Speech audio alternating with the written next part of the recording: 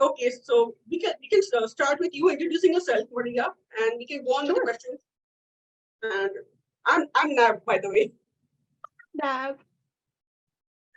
Hello, everyone. My name is Maria Tureaud.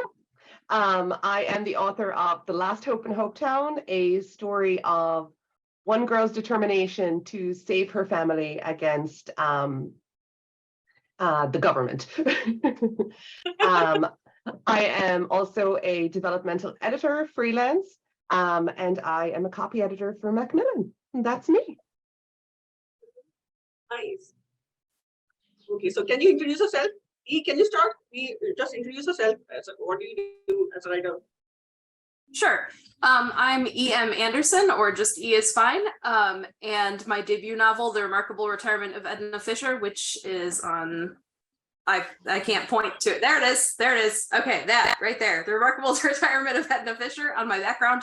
That's my debut novel. And it's about an 83-year-old who goes on a fantastical adventure, has found family, it has dragons. It just came out in April. And so yeah, it's out there now. Can you please introduce yourself?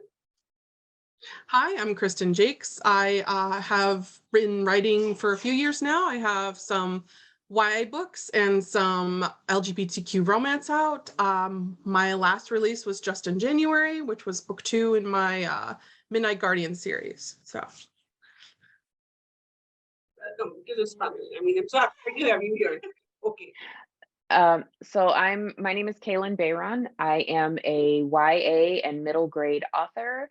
My debut novel was Cinderella is Dead, and my latest works include The Vanquishers, which is a middle grade paranormal, and a novel called My Dear Henry, which is a Jekyll and Hyde remix. I am a writer, a musical theater enthusiast, and I love scary movies and scary novels, and I enjoy attending the theater, watching scary movies, and spending time with my family when I'm not writing.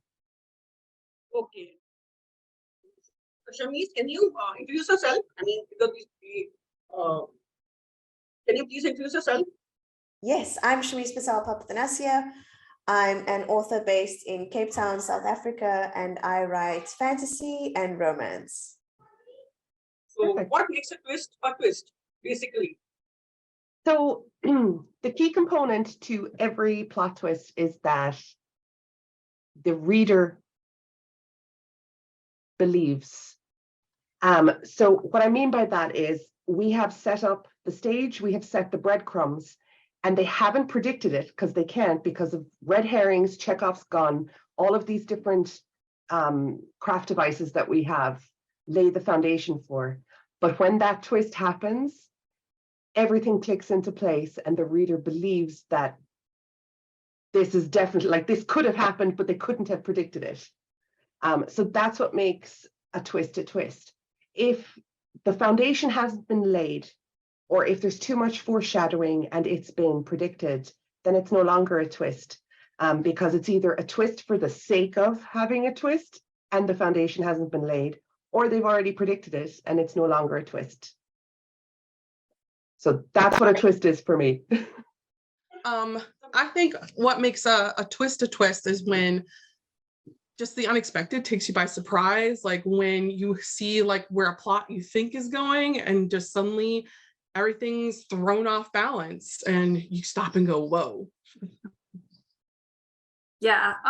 To add to that, I love, I mean, I guess this is to me what makes like a good twist specifically, but I love when you hit that moment where you're like, whoa, but then also you're like, how did I not see this coming? Like, it wasn't obvious, but then once you know it, you're like, oh my God, that should have been so obvious. And I think that is an awesome feeling as a reader. So I think a good plot twist, it has to make the reader pause and kind of reevaluate everything that they've read or kind of how they've understood the plot up to that point. A true plot twist isn't just a complete reversal that destroys all the narrative work that you've done up to that point for the sake of shock value. It's I think it has to feel organic and it has to make sense. with the way that you've set things up as a writer. And of course, that's just my opinion. You know, my opinion, you take it with a grain of salt, but that is, in my mind, that is what makes a twist a twist. Each writer has a unique perception of what makes this a twist. I mean, you can be different. It's okay to be different. I mean, and it's the way you write that totally matters to me. I mean, if I'm a reader, I would like to know the way you write. I would be interested in that. I mean, that's what makes twist a twist. I mean, and it's nice and enjoyable to read every different perception, or you could say, a take on the story. Like there are so many different, you can write the same genre in a million different ways. That makes it so amazing. Yes, that is the magic of writing, of storytelling. So for me personally, I know the plot twist when I start writing, even though I consider myself a full pantser. The plot twist is always at the back of my mind, and that helps me formulate my story when I'm writing, to make sure that I am leaving clues and seeds, and the reader might not be paying attention to it, as Maria had referenced, but it is there. So it's not a twist that comes out of thin air. You, to an extent, you actually want your readers to consider it a possibility, but not be sure. And there's a lot of reader satisfaction when they do guess the plot twist. And it has to be challenging, because if it's too easy a plot twist, it's kind of an eye roll, like we all saw this coming miles ahead. But if they feel like they solved a riddle that you left there for them, it gives them such great satisfaction that it makes the twist so much better, even if they saw it coming.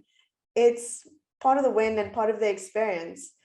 So personally, I leave enough clues to keep it in the reader's mind. Let them notice something's going on, but not enough for them to confirm it. And they kind of have to go with their gut on whether or not they're gonna make that prediction or not. And when you ultimately, figure it out, it's like, oh God, oh my God, it's such a big smile on your face. I'm like, oh wow, I finally realized it. It's so nice. I was right.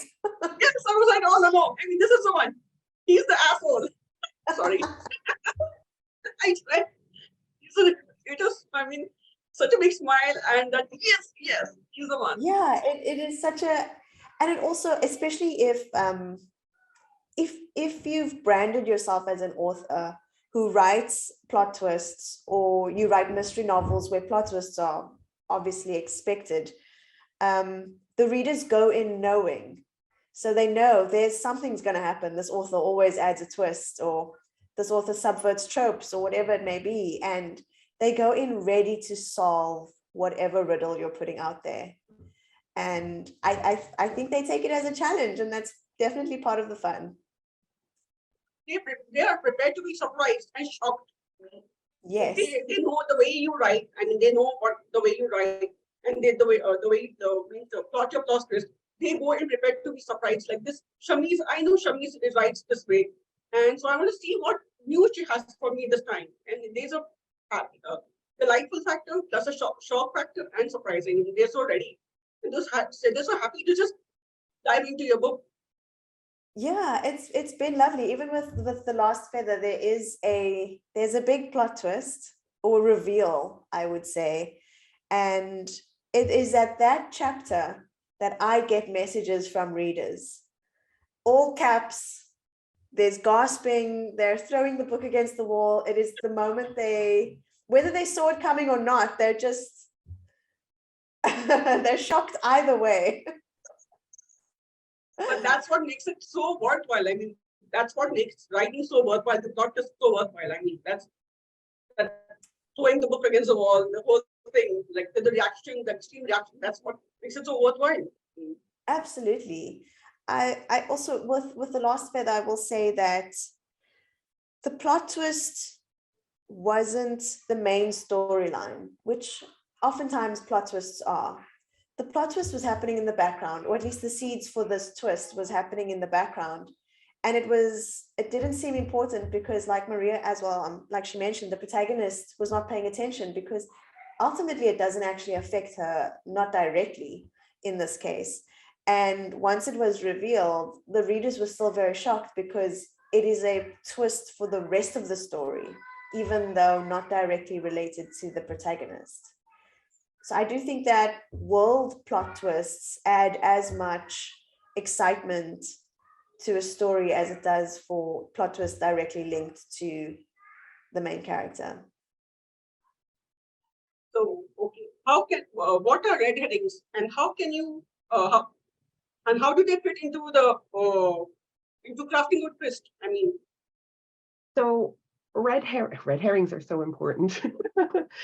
Red herrings is when we throw clues into the manuscript that make the reader believe one thing is happening, but in reality, they're a smokescreen. There's something we throw at the reader so that they will think A is happening when B is happening instead.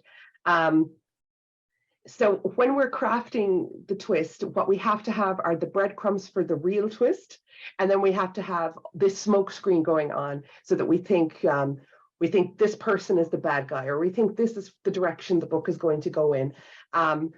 But when it comes down to it, when everything is revealed, we can say, "Oh my God, that was all. It was all a smokescreen. It was a ruse." But the idea behind the ideal red herring is that even alongside the actual what's happening, you believe 100% that the red herring is true. But when you reread the book, you can pick up on the clues for the real twist and say, "Oh my God, why didn't I pick up on that? How didn't I see this? It's right there in front of my eyes this whole time." So it has to be married perfectly with what's really going on. the foreshadowing is so real in red herring. I mean, you can't even imagine that this could be a real red herring and not the actual twist. I mean, the foreshadowing should be perfect. I mean, you just think this is the protagonist, and it's not the real protagonist, and then and the antagonist is going on in his own lovely way, and we have a red herring. Exactly. And this is the thing, like with foreshadowing as well. Foreshadowing is super important, in any book, but too much of it is going to weigh everything down and the reader is going to predict what's going to happen. Now, of course, this depends on the genre. So obviously, if we're writing a mystery or a thriller, we have to have that perfect balance so that the reader can't predict, right? Because that's the beauty of it. That's why people read those genres. But in other books where we're having, where we're trying to construct that plot twist as part of a fantasy or as part of a contemporary, that foreshadowing, like it has to be there, but it has to, what I like to call the breadcrumbs. It can't be too much. It has to be peppered very, very, very lightly throughout the book so that when we reread that book, we can just go, "Oh my God, why didn't I see that before?" And that makes for a brilliant second read as well, because it's like the first read, you're discovering the plot twist. And then on the second read, you're discovering all the things you missed, but they're there and everything makes sense. That's why it makes romance books so interesting, because when you read a romance, you don't get it the first time. I mean, it's like, oh my God, I totally didn't get it. I mean, how could she end up with him? And you go and read the whole thing and you're like, "Oh, now I got it. These are the breadcrumbs. These are the foreshadowing. I'm going to read it all over again." Exactly.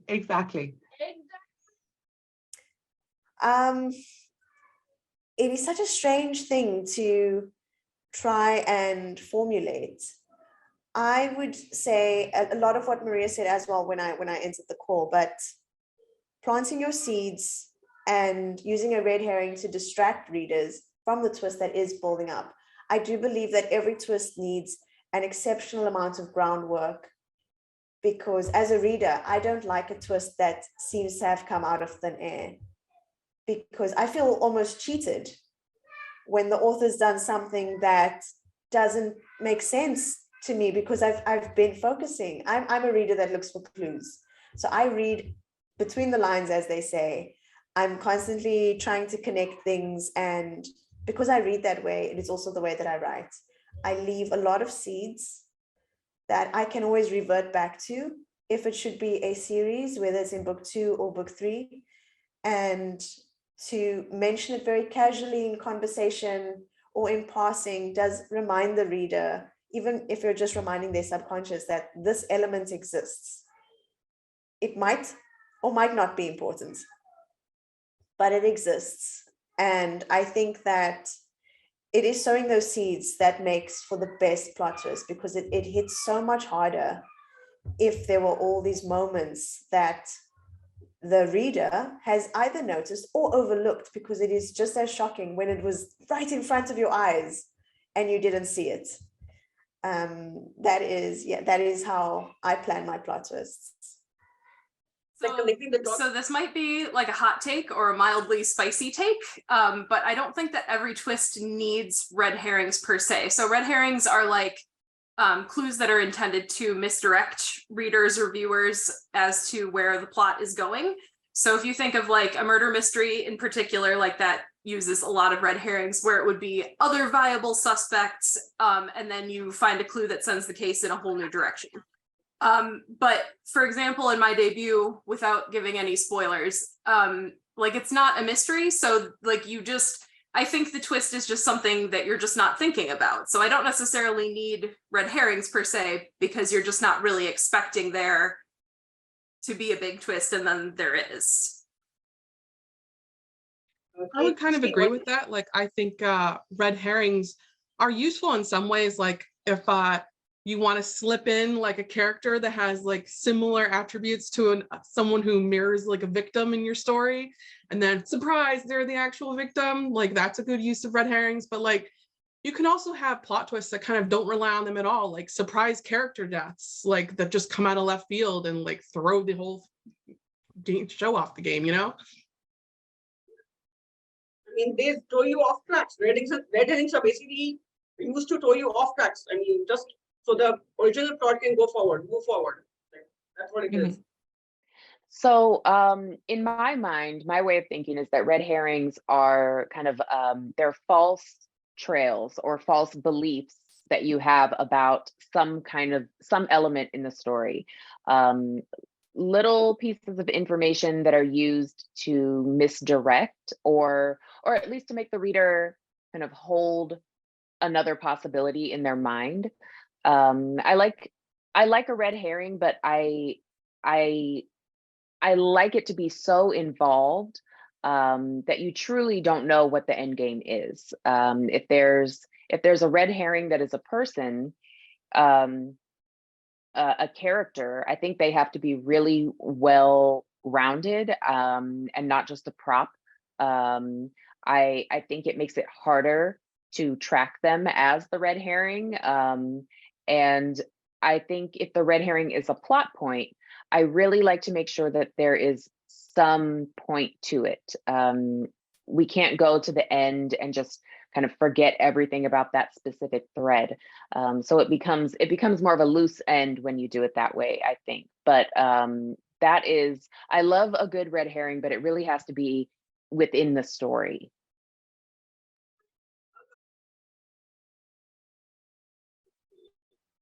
So how can you craft a red herring without it being obviously that it's a red herring?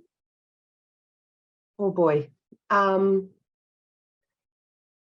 best way that I find, it comes in the plotting, obviously in the plotting stages. What we need to do is we need to write down side by side. We've got 2 columns, almost like a pros and cons, but it's red herring and actual story, like what's actually going to happen to create the twist. So what we need to have is we need to have a believable situation. We need to have all the pieces click into place. Like if it's a crime thriller, we have to make sure that our suspect has motive, means, and we need to make sure that they're a believable suspect in the case.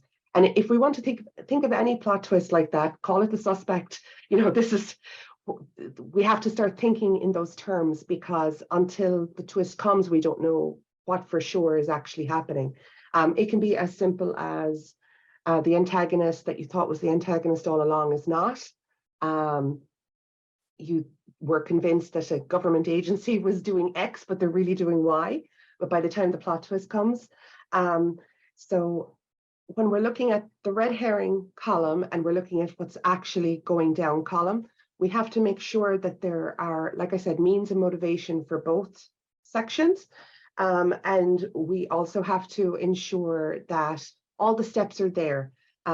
Anything that could point towards this being what's happening, we have to ensure that they're present. Maria, can you go on? Sorry.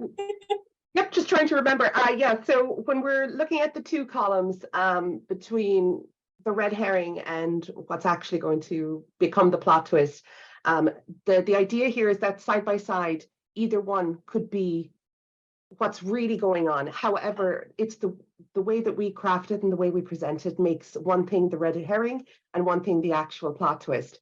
And how we do that is we ensure that we are peppering in the information on the plot twist itself versus focusing on the red herring. The protagonist is focusing on the red herring and dismissing what the plot twist is actually going to be. But again, it can't be a flippant dismissal. It needs to be ruled out for whatever reason. So long as the protagonist can rule out the other, or maybe it's not on their radar at all. It might not be for whatever reason. But again, that is all part of the craft from earlier, where we're peppering in, we're going very lightly. Foreshadowing is very lightly done as well, so that when we do end up landing that twist, all the breadcrumbs are there. We didn't predict it because the protagonist wasn't focused on it, but all of the evidence is right there in the book so that on that second read, we can see it. How do you craft a red herring without it being? It does need to seem as important as everything else, and it needs to be important to the protagonist, because if it's important to them, it's important to the reader. And so you can control the narrative by what they're focusing on, and just have flashes, one-liners, moments in passing of the things that they should perhaps be focusing on. We've all been there, where whether it is because you're in a hurry, because you're distressed, that you're not seeing the very obvious clues, and you're actually distracted by something that seems more important and more urgent. Sometimes it's urgency that pulls you away from seeing what is actually going on, because you're so focusing on putting out all these small fires that you didn't see the big one that you're getting to. Yeah, so I think it's about, I think in order to not make it obvious, you really have to, it's about creating fully fleshed out characters and fully developed plot threads. If there's, a mysterious man kind of always lurking in the shadows, I think it's pretty obvious that you want us to kind of look at that character and maybe think of them as a red herring, or, it works so much better when the characters are fully involved with the main plot and the main character. I think that you can avoid making it obvious by making sure that all of these characters kind of are fleshed out and the plot points are engaging and interesting as much as possible. That's interesting. That's tricky. I mean, as I said, like, you kind of got to present a good way of using red herrings is kind of having characters parallel each other and not obviously leading the audience. It's always that tricky line to walk between hand-holding and dropping enough clues so that your audience doesn't feel like it's being led, or the opposite end, purposely leading the audience and they're like, oh, this is where it's going. And that's when red herrings can be totally useful. Yeah, I think like subtlety, like being subtle, like you don't want to drop a red herring and then have like a flashing neon sign that's like, oh look, a clue. Because then it can be, you also don't want to do that with real clues, because then it makes the real plot too obvious. But yeah, so with both, you don't want to really you want it to be in there, and you are hoping that readers will pick up on it, but you don't want to let it draw too much attention to itself, I think, either with real clues or with red herrings. So like Kristin was saying, it's a difficult line to walk, where on one hand you want it in there so that readers can catch it, but you also don't want to like put a big neon sign over it, like, look at this right here, it's a clue. It should not be in your face and yet be in your face kind of thing. Like, we should know it's there, but you can't just figure it out technically. That kind of stuff. As a reader, that's what I think. It should be there and not get there. Okay. So how can you use tools like foreshadowing, Chekhov's gun, etc.? Do you have any favorite tricks for creating plot twists? Yeah, so with foreshadowing, this is probably kind of like weird and dumb, but I like to use lines of dialogue that the characters do not know is foreshadowing, but they're just kind of like in jokes, where once you know the twist, the line becomes kind of funny because you understand the irony of it. So I'm not going to use an example from my debut because it will give away the entire twist, but if you find it and you've read the book and you know the twist, like once you go back and reread it, you'll see it, and hopefully you think it's funny like I do. But currently I'm working on a cozy fantasy murder mystery, and this doesn't count as a spoiler because there's going to be a murder. It's a murder mystery, but there's a line about the victim before she has died, where the main character and one of her friends are talking, and the main character's like, man, she's gonna annoy me until she's dead, and her friend's like, probably even then. And that's what's gonna happen, because she's gonna die, and then the main character's gonna be annoyed trying to solve this mystery. So it's like a weird little, like, it's not even like a clue properly speaking, it's just the characters kind of talking shit, but then once you know what the twist is, the talking shit becomes funnier because it relates to the twist and they didn't realize that. Yeah, one of my favorite things to do in my own writing and is to have like those throwaway lines.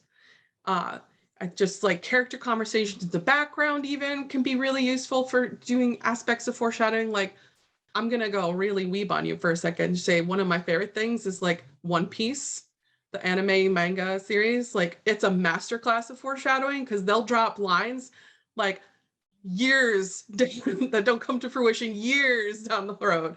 But like, that's what I love to do, is like have something that is dropped even super early in the story, and then it'll come in towards the very end like a silent sub. Yeah, so foreshadowing is a great tool. I find that sometimes I don't want to give too much away, so the foreshadowing has to be subtle. But for me, I think the plot twist has to come as a surprise both to the reader and the character. Sometimes when I'm drafting, I don't realize that the plot twist could work until the very end, which is great because then I've crafted this whole story without knowing the twist myself as the creator, and so I can go back and rework things in a way that keeps it very ambiguous until the end. But I love it when that happens as a writer, and I think foreshadowing is good. That is something that I use in a lot of my stories, but I never want to give too much away. So I try to make the story stand on its own without being just solely about the twist. The only trick, okay, I know I'm a developmental editor, but I still can't. For me, it's really exciting to not really know where a story is going to end up. It also means I have to developmentally edit my own stuff in revisions, which can be really difficult. But as Shameez mentioned a little bit earlier, that plot twist is in my head. I know it before, like I know exactly what I want to do before I jump in.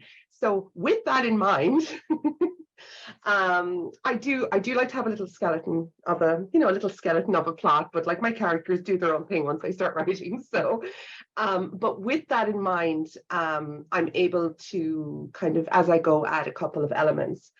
So when we look at tools like foreshadowing and Chekhov's gun, we have to talk, oh my God, getting into a completely different realm of craft here. But when I think about showing as opposed to telling, you know, there's different types of show. You have progressive show and descriptive show. So when we look at those two things, the difference being descriptive show being that we're focusing on, we're showing emotion. We're showing feelings. So we're showing emotions, we're showing feelings with descriptive show. We hear the word descriptive and we think we've got to, you know, just describe all the scene. But what we're doing is we're focusing on what's important for the character. So that's emotions and feelings. And then for progressive show, we have to think of it as a cinematic experience.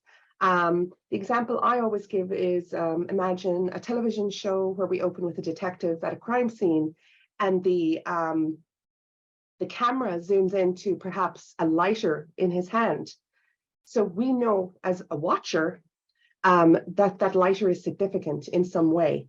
So that's what progressive show is, where we're kind of focusing on extraneous details, as opposed to describing, let's say, an entire room or scene. We're focusing on perhaps the gun collection on the wall. Where it means nothing in the moment to the protagonist. It might just be a passing comment of, oh, you hunt? You know, are you a hunter? And whoever the scene is with is like, oh yeah, that's my grandfather's collection. And it's all very natural and it's happening in the moment. But perhaps 200 pages from now, that gun collection is now very significant to the plot twist. So it's a very, very tiny, it's a detail that we've honed in on using descriptive show. That means nothing in the moment, like I said, and it's just in passing in the scene. It just contributes to the scene in a small way before we have a cup of tea. And but then 200 pages later, all of a sudden, the answer was right in front of me the entire time. It was this gun collection, something, you know, something insignificant in the moment is now a huge deal when the plot twist occurs. So when we think about foreshadowing, we should be thinking about those moments of progressive show as opposed to mustache twiddling in a scene of, oh, you know, not only do I like to hunt, but I like to hunt people, you know, silly, you know, moments. I like to think of it as the when we think about foreshadowing, the right way to do it is the progressive show, and the wrong way to do it is kind of in the what I like to call the Scooby-Doo method, where eventually, you know, the bad guy pulls off his own face at the end, and it's like, haha, it was me all along. So you don't want to go too heavy with it, and actually that's one of the biggest issues we have with prologues, which is a whole other discussion. But a lot of time a prologue completely foreshadows, where the prologue opens in the thick of the action that should be around the midpoint. And it's like, okay, so everything that's written between chapter 1 and whenever this happens now is insignificant, because I know this person is in a dire situation. And obviously everything that leads up to this is going to be, I don't know, they're in a spaceship and it's about to explode, or whatever the case may be. So it kind of, that type of foreshadowing is too heavy, whereby why would we dedicate ourselves to the journey to get up to that point when we already know what's going to happen? So that's when it's too much. And Chekhov's gun as a concept I love, because it ties back into what I just discussed, like the camera zooming in on that lighter. Chekhov's gun are tiny little elements throughout the story that become the breadcrumbs. They're the little things that we focused on, that the reader might not be even aware of as they read, but on the second read, they look back and go, oh, it was there the whole time. It was him the whole time, because here's our little breadcrumbs. So when we use the word breadcrumbs, what we're actually talking about is Chekhov's gun, which are the small, tiny little elements that add together to become either part of the narrative or become part of the plot twist.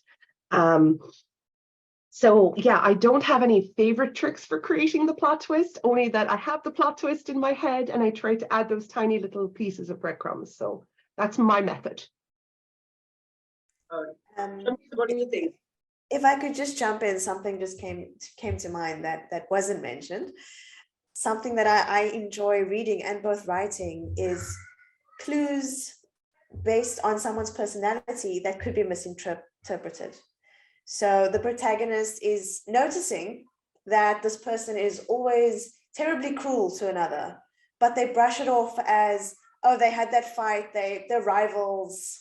And instead of thinking any further than that, that's where they end. So they constantly see cruelty from one character to another, but they're rivals, so that it's been explained. And the protagonist doesn't think of it any further, doesn't think that maybe there's more to it, that maybe there's an affair involved or a murder or they're related or whatever, or whatever it might be, because they, in their own minds, have answered their question, except incorrectly. And so what do you think, Shameez, about this red heading and Chekhov's gun? What is your viewpoint on Chekhov's gun? It's the same. I absolutely agree. To have the breadcrumbs sprinkled throughout the story, I think it is such a beautiful thing as a reader. If you missed it the first time and you're shocked at the plot twist, to almost angrily go back and like, did the author just trick me? And then you go through every single page rereading and you're like, no, the author laid it out right in front of me. And it is I who was distracted by the beautiful love interest and just missed everything, every single crumb, but it was there. And that is what I personally feel is such a well-crafted story, because the author took the time to build up to this plot twist rather than include it as a shock factor element, which sometimes happens. Maybe. What if the gun had a speck of blood, or the lighter had a speck of blood on it? I mean, it was overlooked in investigation, and it just, somehow it pops up. I mean, the gun has a speck of blood and it's overlooked. It just stashed away. And when you take it out again for investigating, oh my, there's a speck of blood. Where did it come from? And then there's a plot. So,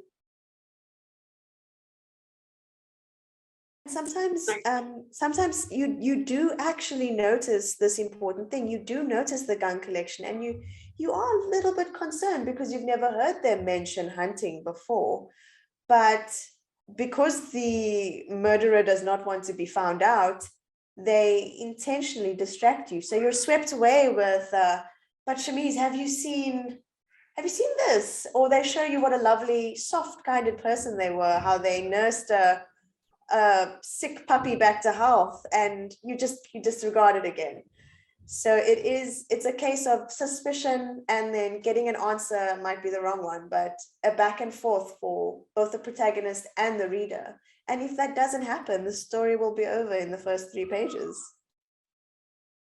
Exactly. And actually, we see that a lot in the romance genre as well, where we start off with a cantankerous love interest, perhaps as somebody who is very strict with his employees, etc. But then eventually, as the reader gets to know him, and as the protagonist gets to know him, we see that he's really a cinnamon roll wrapped up in a business suit. So yeah, which we love. But it's the same thing. It's the same thing for those Chekhov gun moments where we're throwing off the reader a little bit. We have to, the bad person, the antagonist, is going to throw them off and show them these soft moments so that, they think they're a different person.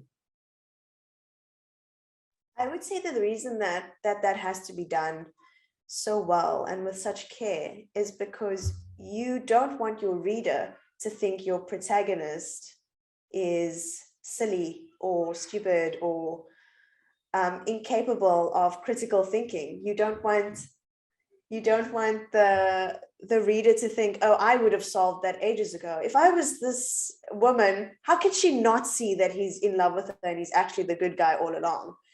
You want the reader to continue this journey with the protagonist and to fall in love when she's falling in love, to discover things at the same time as she is. Otherwise, the reader will be so frustrated, like, it is so obvious. Why isn't she figuring this out? And you don't want a frustrated reader. You want an interested and engaged reader. frustrated readers also contribute a lot to the reading process because they are like the real ones. Like, I don't like this. What the hell is he doing? I mean, why can't he see? Why can't she see? I mean, behind his exteriors, there's a soft-hearted person. Why can't she see? It's so clear. I mean,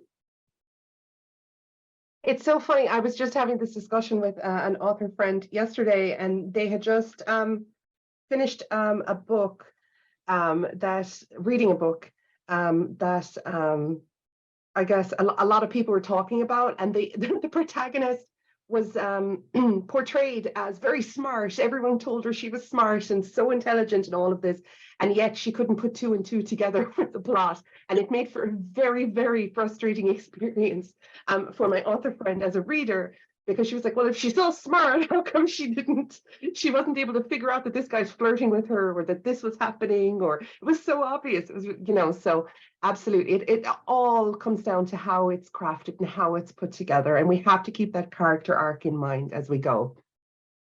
It can't be so obvious to the reader that it's not obvious to the protagonist, because it won't make sense otherwise. There's sorry, please go ahead.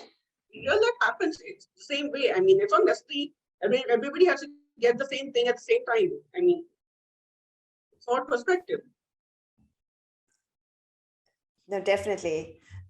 What I wanted to add was that there are certain plot twists that you can make a reader want.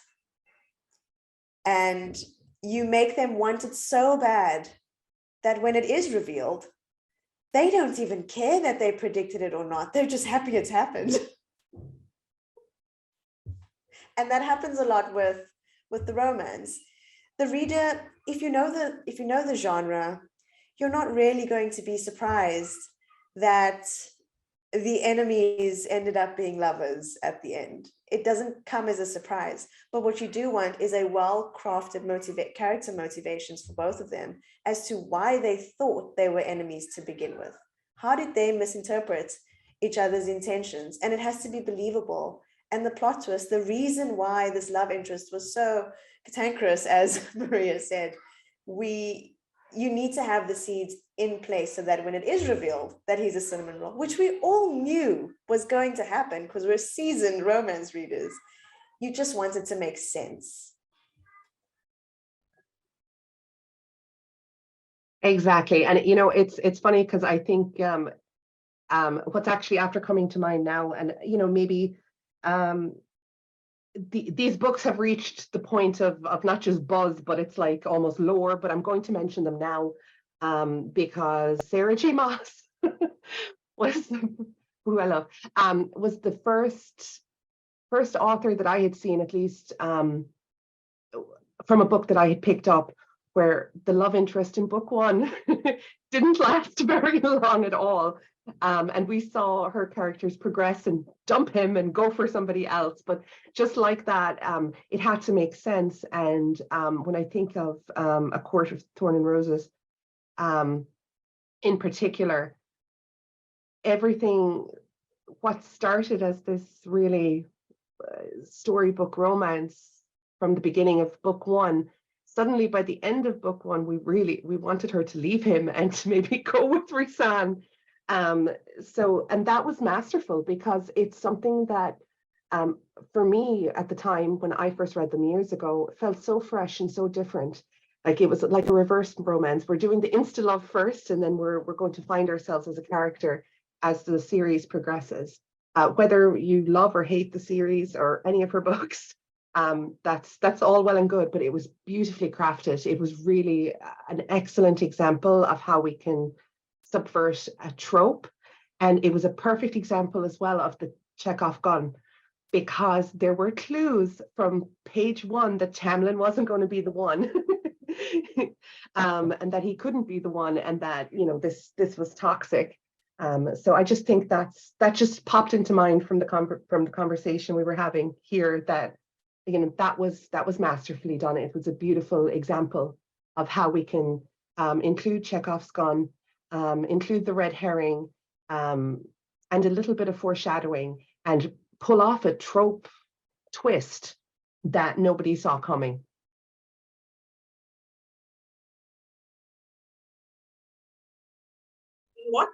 in which ways a plot twist could fall flat if not executed well? Too much foreshadowing is going to make a plot twist fall flat. Or if we haven't made the reader want the plot twist that we have in mind, so that they're dissatisfied. But too many breadcrumbs. Instead of leaving breadcrumbs, we're leaving whole loaves of bread all over. The mustache twiddling moments. So too much foreshadowing, not enough Chekhov's gun, and a focus that's too heavy on the red herring. So even though the red herring is very important to the plot twist, you still need to make sure, like with that, they go hand in hand with Chekhov's gun. So if there aren't those little breadcrumbs throughout, you know, it's going to fall flat. We're going to have a twist for the sake of a twist. I always think of like Game of Thrones, where it just felt like from a reader, from a literature standpoint, the deaths made no sense. They just kind of came out of nowhere.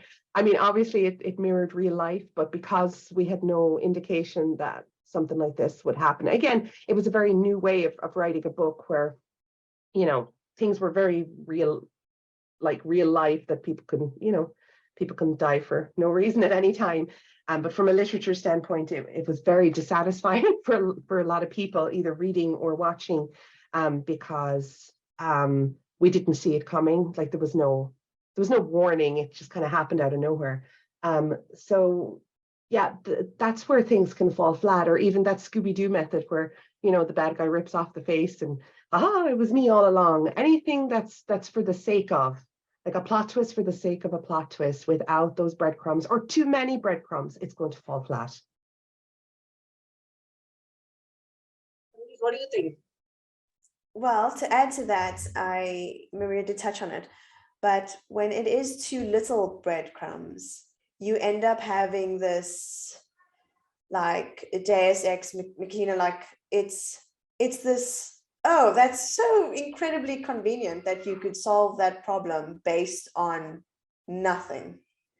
You suddenly have the tools, you're suddenly capable of using a bow and arrow like the best of them, and at no point did they show us that you were training with one or something, you know, of the kind. And as a reader, I generally get very frustrated when a problem is solved too conveniently and too easy. Another thing that I think can frustrate readers is too many plot twists. I think most stories only need one or two. And you get certain books where after every third chapter, there's something so out of this world that you did not expect, that you end up expecting to be blown away with each chapter, and you lose focus of the characters and what the overall story was meant to be, because there's so many shock factors, nobody's safe, all the tropes are being subverted, and nothing feels comfortable anymore, because not all readers, I'm speaking on behalf of myself, but I am a comfort reader, and there are certain things that I expect from a familiar genre that I pick up. And if it's too many plot twists, it's not really a safe space for what I was expecting, at least. Because it gets too confusing. A lot of plot twist means it's more confusing to the reader.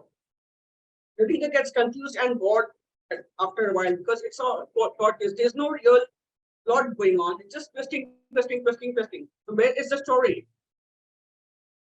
The story falls flat in the whole plot twist scenario. Yeah, so that happens sometimes, I think. And I think it's okay if you see a plot twist coming. I think a lot of readers feel like if you saw it coming, then it didn't work. But I think if you saw it coming, it means that I've done my job of laying out the clues so that you can pick up on it. But I think that expectation can sometimes make it feel not as intense or not as fulfilling when you get to the climax of the story. But a good way to fix this is to have kind of a false ending. So, you think everything is sewn up in the end, but then something happens that completely turns it on its head. I also think that the plot twist needs to fit within the story. It can't be something that is brand new and so out of left field that it takes the reader out of the story. I think that can kind of mess things up a little bit. It should feel like it belongs in the story. And I also think, honestly, that sometimes you don't need a twist. I think when we talk about twists versus a reveal of certain information, that those two things are conflated sometimes, but they're separate. I think sometimes you don't need a twist. You just need a reveal that has that same kind of impact on the story. And plot twist should not basically be, just out of the left. I mean, you can just show it, call it in the story and say, oh, this is going to happen. I'm like, where was the backstory? Where's the background? I mean, how do you set it up? Right. Just push it into a scene and just say, this is the reveal. I mean, that's not fair to the reader and the writer. I mean, as you, Right. Because it feels clunky. Mm-hmm. Right. I mean, yeah, that's where, you've done too much hand-holding. Sometimes it's really obvious when it falls flat. You see that all the time in shows that you're like, when you totally predict the ending and that's the ending, you're like, oh, they didn't use their red herrings good. Yeah, and I don't mind when things are predictable, but I think what annoys me is when something is like set up where like clearly it was supposed to be a twist, but then it's predictable. I think is very different. Like, I don't know if anyone watched The Incredibles 2, but people, like adults, yeah. Adults were so annoyed. They were like, I saw that twist coming a mile off. And I was like, well, it was a kid's movie. So I feel like the kids probably did not see the twist coming. But conversely, I think plot twists, we see this, I'm gonna like shit on Marvel just for like a second, but I think we see this a lot with like Marvel and other big franchises in media, like film and TV specifically, where like audience members are guessing online what the twists are going to be, and the writers are like trying to outsmart the audience, and so the twists just become these wild, unpredictable things that you never could have seen coming in a million years, and that in retrospect don't make. I feel like that happened with Game of Thrones too, but I didn't watch Game of Thrones, but I feel like that's why everyone was mad about it, was part of the reason. I feel like with Game of Thrones, they set up all these beautiful twists, and then last season they just kind of like threw them all out the window. Yeah, right. So like that kind of thing. I think you have to be comfortable with the idea that like some of the audience is going to guess the twist, and that's okay. Like a good twist, like some people should probably be able to guess it because you have set up like foreshadowing and clues. And so like I understand that we're like, oh my God, my twist isn't good if anyone can predict it at all, but it's okay. You just have to be comfortable with that, I think, because if you are trying to outsmart the reader and you come up with a wild twist that makes no sense in the story context, like for me as a reader or a viewer, that that falls flat for sure. I like the Marvels. The Avengers ending was really bad. I mean, the Endgame ending was so cruel when they killed Iron Man. I was like crying. I was really crying. I mean, they killed Iron Man. He's dying. That was bad. Okay, so are there types of plot twists that are overused? If so, which are the best ways to subvert them? Kristin. See, I'm of the school that it kind of is no longer about original storytelling so much as like finding ways to tell it in new, different ways. Like that's where subverting is. So no, I don't think any type of plot twist is overused. It's how you present it to the audience and how you use the character interactions to carry it across. And where you make it memorable is with the characters. I would agree with that. And so when I was thinking these questions through in advance, I didn't think about this, but I also think it depends. Like, I think in general, there aren't really overused plot twists, but like in a specific piece of media, there can be. Like now I'm going to shit on Supernatural for a minute. Yeah. So like, I love, it's very entertaining, but it also annoys me. And like the later you get in the series, because if you haven't watched the series, for any audience members, like the brothers die and are brought back just repeatedly so many times in like 15 seasons. And it gets to a point where in later seasons, if one of them dies, like, I don't care anymore. I'm like, he's not going to stay dead. Like, it's not even a twist at that point because it's happened so Not gonna many stick. times. So like overall for a cross media, I don't think there are any twists that are overused, but like, I think when you are writing something, maybe not even across books, but like in a book, I think you do have to be careful not to be using like the same twist too many times, or the audience is like, okay, I see where this is going because you've gone here before. Or like maybe if you have a series and you use like the same kind of twist in every book, it's gonna just stop feeling like a twist after a while. It's kind of the argument of like when series go too long. Like that includes book series. Like you can almost tell when they go too long is when the twists start getting stale because it's like they can't come up with anything new. Yeah, I don't know if I feel so plot twists are a storytelling device. They are a way, just like tropes, they are a way of storytelling. And I don't have anything against them. So I don't think that they can, there's always a way to make something new and make it fresh. And especially when we talk about stories that are coming from authors who have historically been marginalized. We haven't had a chance to participate in these types of storytelling sometimes. So I think that I think there's always room to make something new and fresh. And I think the best thing you can do is focus on the entirety of the story. And a plot twist is going to fall flat if we're not invested in the characters and in the outcome. So I would say, you know, don't just write towards the plot twist, but use it like a tool, just like any other writing device. And there's a way within that to make things feel new and to give them a new perspective. I think as I've mentioned, the best ways to support it is to be aware of it, be aware where it's positioned in your story.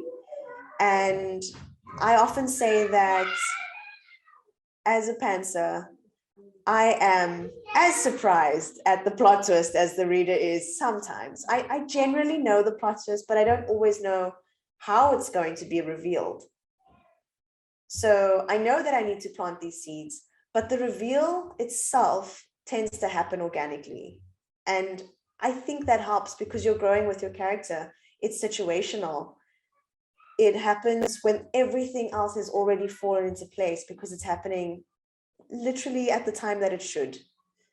And while I know that plotters don't pants, I'm sure that these are also things that they've written into their planning to make sure that it is happening at the right time. But for me personally, as somebody that generally writes by the seat of my pants, I tend to get the reveal along with my character. Like as I get there, I'm like, oh, this is the perfect moment. And I am as surprised as the next that it's worked out so well. The steam going on. Oh my God. That's steam. It's so much. So happy and then the light. Oh my God. What happened? Okay, so Maria, what do you think? What are your thoughts? So when we think about the overuse of plot twists, so I think it depends on the genre that you're writing in. I mean, if it's always the evil mother-in-law in your genre, you know, obviously that's a great red herring that you could throw in that the reader's going to be like, oh, it is the evil mother-in-law because it is always the evil mother-in-law. But then you throw, you know, the twist on that then kind of become like, and there are plot twists that are very much predictable in the sense that it's something that happens in the genre. Like I watch a lot of K-drama. Korean television is fantastic. So like, and it's always the evil mother-in-law, or it's always the conglomerate patriarch of the family, the chairman, you know, the grandfather of the family. They're always throwing things at the protagonist. So like for those, for example, some of the best K-dramas that I've seen recently have thrown that as the red herring, that this is how it's going to be. but then what they've done is they've taken, because that plot twist is a trope in K-drama, for example, the writers have taken it and made us believe that this is where it's going to go, and then they have twisted it so that it's somebody else entirely. And that's what you have to look at. You have to really know and understand your genre. You have to read a lot in your genre and understand what the plot twists normally are. If you're reading crime thrillers, for example, if it's always the retired detective, you want to throw those red herrings so that the reader is, as Shameez said, comfortable, because this is their comfort read, whether it's a romance or a serial killer, whatever people find their comfort in. You have to understand the plot twists that have become tropes in those genres and throw those red herrings, but then twist your plot twist a little bit, so that even though the reader is expecting this plot twist, the one that is normal for the genre, that then you've thrown in your breadcrumbs, and we twist that to be somebody else. There are plot twists that are overused, but the reason they're overused is because they are tropes of a genre. So to subvert them, you just want to be aware of them, and the way to do that is to make sure you're reading a lot in your genre, understanding those plot twists, and understanding how they come about. And then you want to change direction slightly and make sure it makes sense. And that's how you would subvert it, is by being aware, reading in your genre. Indian dramas, Indian TV series have the mother-in-law thingy, so much going on. I mean, it's like every other Indian series has a mother-in-law. It's okay. I mean, a mother-in-law is equal. But it's fine. It's always the mother-in-law. The stepmother. Stepmother. Yeah, exactly. Exactly. We are going to be mother-in-law someday. I'm thinking I'm not going to be so horrible. Absolutely, because we're aware. Very aware. Therefore, that trope. Yes, absolutely. I'll be the cool one, man. My son is like, Mommy, you're going to be the best mother-in-law. I mean, you're so nice. I love it. Okay, so how do you use plot twist to enhance a story and its theme? Shameez. This actually talks to what Maria was saying about knowing your genre. And if you know your genre and you know your tropes, you can subvert them as a plot twist, but you have to know your genre, and then you can use it. If we go back to the romance genre, which is such an easy one to use, everyone knows about enemies to lovers. Everyone knows about friends to lovers. As soon as the protagonist has a best friend, the reader will just assume, based on absolutely nothing else, that that is a possible love interest, just because they know the genre. And the same applies to the super handsome, grumpy boss. And based on nothing, he's not flirted, the best friend has not flirted. A reader is like, it's one of these, definitely. And an author can use those tools and those expectations that they should be aware of to introduce a plot twist. Whether you use the best friend trope in a sense that the best friend is being loving and kind, and it seems as though it's going that way, and that would be your red herring in a sense. And you're not tricking the readers, because a best friend would be kind and loving. It's not out of character.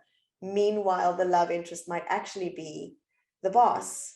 And so you get a bit of wiggle room if you know your tropes, and you're also not betraying your readers, because enemies to lovers is a popular, or boss and assistants, whatever trope you're thinking of. It is also part of the genre. So it could have been expected. I think that is the key for me, is that you could have expected it and it makes sense, even if it's not what they predicted. Maria, what do you think?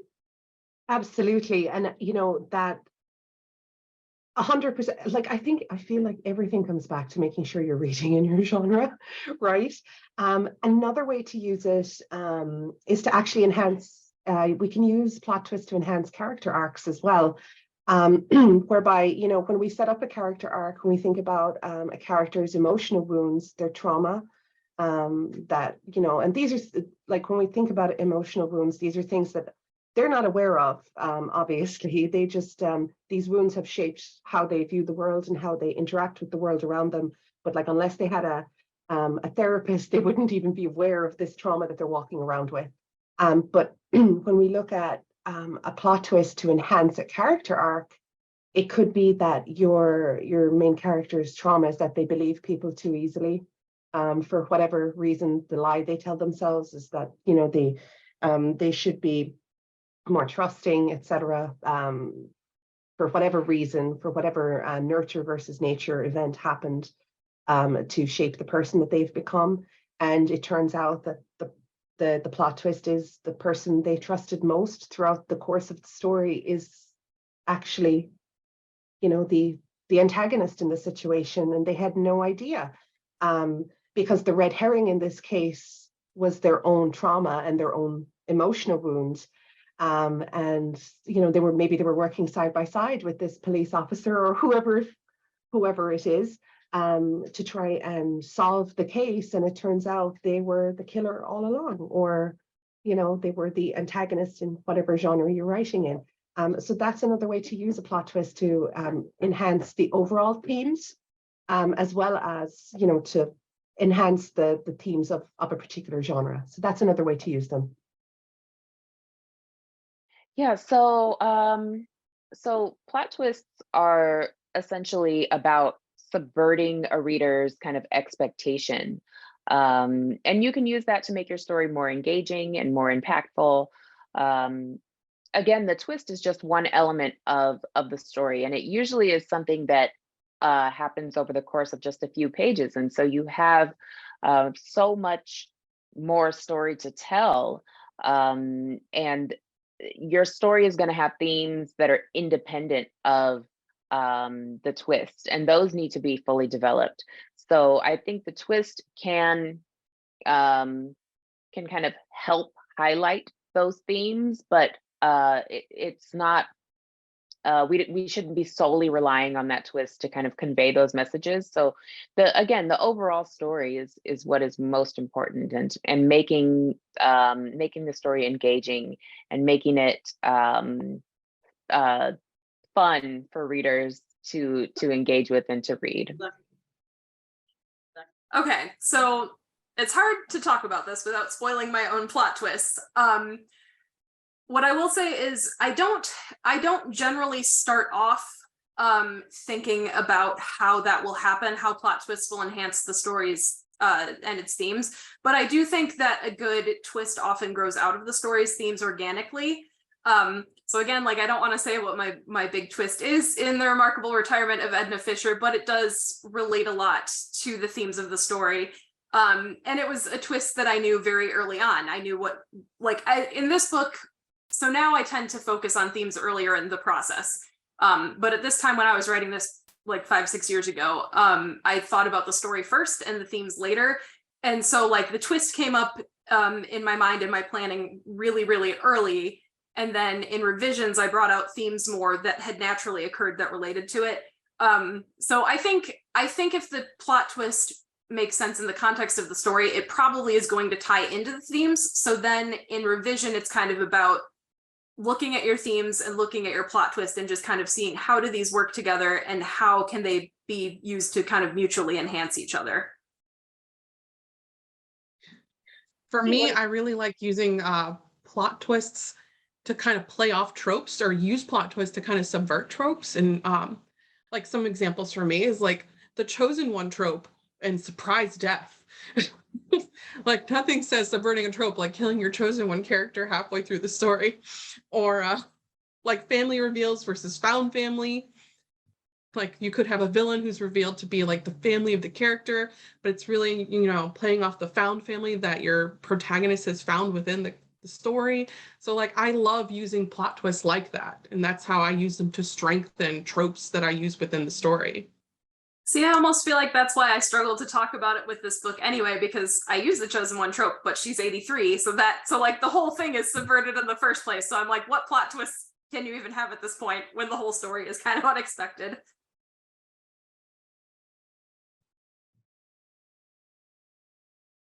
How do you make a story interesting and go ahead and in both the first reading when the twist is unknown and the second reading when the twist is known? Maria. I mean, everything that we have talked about, all of the elements that we've discussed, putting into the book.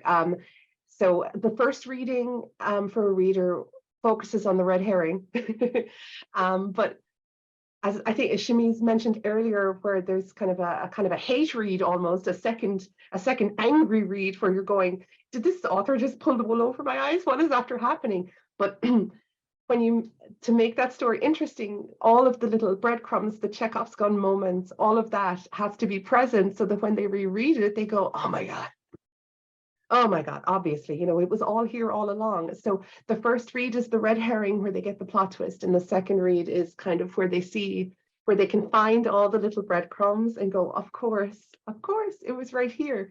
So, you know, that's a surface level of how you can keep the story interesting and coherent in both like the first reading and the second reading. And I think Shameez also mentioned earlier about the plot twist happening in the world at large, or in the subplot almost. And you know, to keep that interesting, it's always nice to find the breadcrumbs in the main plot also, where things kind of all fit together. And you kind of say, well, of course, you know, even though our protagonist wasn't focused on it, the clues were right there for them if they just, you know, if they were paying attention. It could be something in passing, like a newspaper headline from page 5 that doesn't make sense until we get to page 300 in the subplot or the greater world at large. So little things like that, making sure the world fits together coherently. And the same thing happens in series as well, where you lay those breadcrumbs in the first book and they might not get picked up again until the third book. But it was all there. So if you reread the entire series, you go, oh, you know, because sometimes you read in series, you go, where did this come from? I don't remember any of this. But when you reread book 1 or book 2, you go, oh, well, there it is, that little breadcrumb, it was mentioned. So it's all about this. And I find we're almost at a disadvantage as pantsers, trying to compartmentalize all of these little elements that we have added. So one thing to look for in the revision process after the first draft, what I like to do is, you know, even though I have my plot twist in my head as I write, sometimes I like to make a little list of all the little clues that I put in as a pantser throughout the book. Sometimes I keep a little running tally of the clues that I add, because I don't know what's going to happen until it happens. And then when I'm revising, I like to make sure, like I reference the list, and I kind of try to make sure that the breadcrumbs all make sense, that everything's ticked off, or maybe I need to add a little element earlier so that this breadcrumb might be picked up on a little bit, you know, better by the reader. Not too much, just that they kind of are able to put 2 and 2 together and hopefully either have predicted the twist correctly and feel really satisfied, or at the very least, if nothing is predicted or nothing is predictable in the manuscript, that when they go back to read it a second time, they can see the breadcrumb right there. I don't have much to add after what Maria said, but I will say that your first read, like she said, you're reading it, and part of the enjoyment of it is the plot twist. So upon the second read, that's taken out. And if there is enough of the rest of the world and perhaps the rest of the characters, it'll give the reader a chance to focus on everything else. And a good tell for myself is, as an author, you're obviously reading your own manuscript 10 times at the bare minimum. And when you get to that plot twist at the 10th time, and you wrote it, you know it's coming. If you still read that little reveal sentence and you're like, oh, I did good with this one, that's when you know you did good with that one. You nailed that plot twist. Like, this is not a real plot twist. That happiness, that exhilaration, so nice. I mean. Yeah, and it's so satisfactory. Like, there's so much satisfaction in it. It's wonderful. And I don't know how everyone else feels, but like I've had 1 or 2 experiences as I have pantsed where I didn't know what my fingers were about to type, but I was like gasping as I was going, oh, he's not doing this right now. Oh my goodness. No way, he's not doing this. And then of course on revising, going back to make sure that it's like, and then yes, you kind of go, yes, I nailed it. It was perfection. Let's hope everyone else feels the same way, right? That guest feeling is so nice. I mean, it's really satisfactory. I Yeah. think you also know it's a good plot twist when you're revising and editing and you're still again on the 10th edit and you read it and you're like, I can't wait to see the reaction to this one. When Yep. you're excited, you're actually excited for everyone else to see it and to read it. And that is how you know you've nailed it. Yep. Definitely. Absolutely. It's so exciting when that happens. Yeah, so that's always the goal for me, is to have my readers do another reading. I want to write an engaging story no matter what the twist or reveal is, and I don't think anyone I don't think anyone would have cared about the twist in my first novel, which was Cinderella is Dead, if they weren't invested in the characters and their story and what they had to say. So I think once those twists are revealed, I hope that readers go back and reread the entire story through that new lens of knowing what the twist will be and knowing what the outcome will be, and seeing all of those little details that get woven into the story before that to make the twist impactful. I love a good twist, but the goal is always to write a story that that is engaging from start to finish.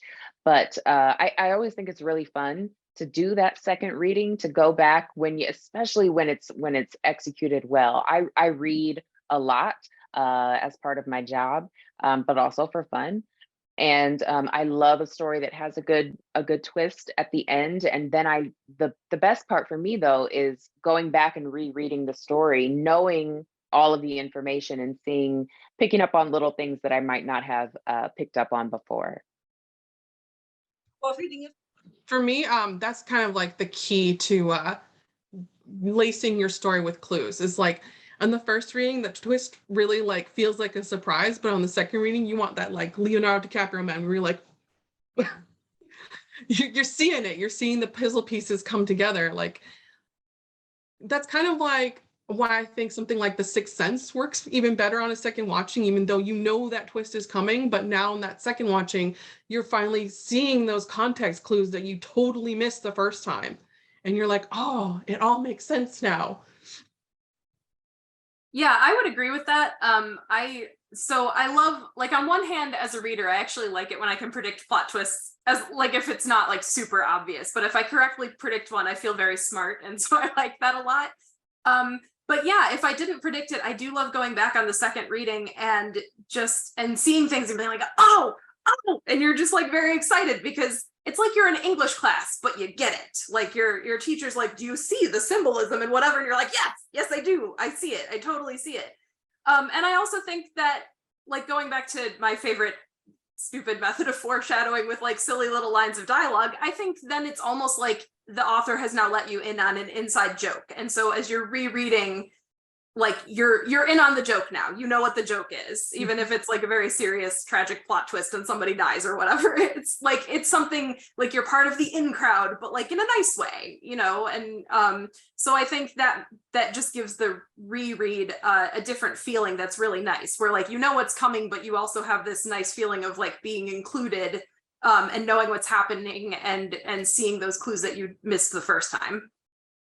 It really enriches the experience for me. Like, I feel like it's just plot twist becomes better for me on that second reread, because even though I know it's coming, like it makes me appreciate the writing more. First time is just to enjoy the book. Second time is to immerse ourselves in the whole plot and context. I mean, you enjoy each line, and you're like, oh, this is okay. So this it's much more immersive and much more enjoyable experience. First read is just you just run through the book, and second is much more, oh, I love this. You're fangirling over there. Yeah, I How- definitely did that. The first read for me, especially because I have ADHD and I just want to see what happens, and I'm like speed reading, and then the second time I will notice a lot more and like appreciate it more and just like take a leisurely meander through the book. Much more fun. Second time is much more fun than the first time. I mean, that's me. Because we have reached the end of our panel questions, and Shameez, it's been an honor. Let me talking to you. I loved it. I loved every moment of it. I'm so glad I could be here. I'm honored to have been involved. I have Absolutely. seriously, thank you so much. Okay, see you. I'm really winding off. See you soon. Love you. Take care. Thank you. Thank you. Thank for- you so much. Thank you Thanks so to much. everybody. Thank you. It was everyone. wonderful. I mean, Yeah, really, I yes. enjoyed it. Thank you so much. Bye. Take care. Bye-bye. Bye-bye. It was nice meeting you. I loved talking to Kalynn. So bye and take care. Yeah, bye-bye. Thank you so Bye. much. Take care. Yeah. Bye. Take care. Thank you so Bye-bye. much for joining us. Yeah. And it was a pleasure meeting you. I mean, having you with us, and Kristin. Seriously, I mean, I'm really, really happy you joined us. Thank you so much. Thank you. Thanks for having me. Bye. Take care.